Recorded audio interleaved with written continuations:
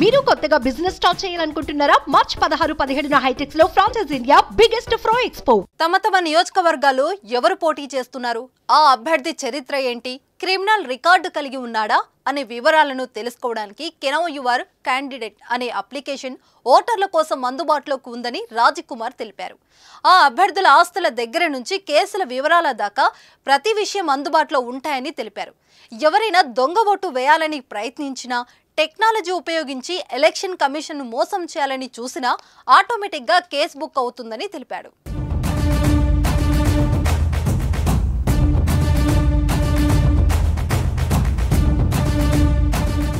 ఎప్పుడెప్పుడా అని ఎదురు చూసిన నిరీక్షణకు చెక్ పెడుతూ కేంద్ర ఎన్నికల సంఘం శనివారం మధ్యాహ్నం లోక్సభ ఎన్నికల షెడ్యూలును ప్రకటించింది.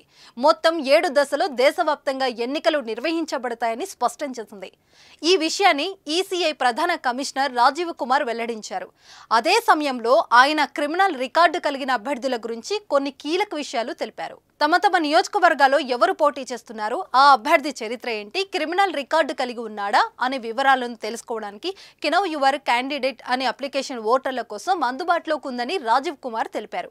ఆ అభ్యర్థుల ఆస్తుల దగ్గర నుంచి కేసుల వివరాల దాకా ప్రతి విషయం అందుబాటులో ఉంటాయని చెప్పారు. ఒకవేళ ఓ అభ్యర్థి క్రిమినల్ రికార్డు కలిగి ఉంటే ఆ వివరాలను తనను తప్పకుండా న్యూస్ పేపర్లు, టీవీలకు 3 సార్లు ఇవ్వాల్సి ఉంటుందని అన్నారు.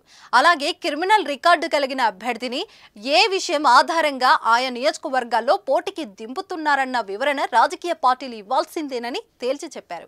అవినీతి అక్రమాలను అరికట్టేందుకు తాము ఓటర్ల సహకారంతో సాంకేతికతను వినియోగించుకోవాలని అనుకుంటున్నామని రాజీవ్ కుమార్ పేర్కొన్నారు. ఓటర్లకు ఏదైనా ఫిర్యాదు చేయాలనుకుంటే సి విజిల్ యాప్ని ఉపయోగించాలని కోరారు.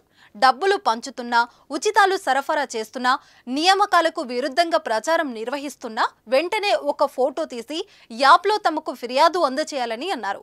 అప్పుడు మొబైల్ లొకేషన్ ఆధారంగా ఆ ప్రాంతానికి తమ బృందాన్ని 100 నిమిషాల్లోపే పంపిస్తామని, వెంటనే తగిన చర్యలు తీసుకుంటామని హెచ్చరించారు.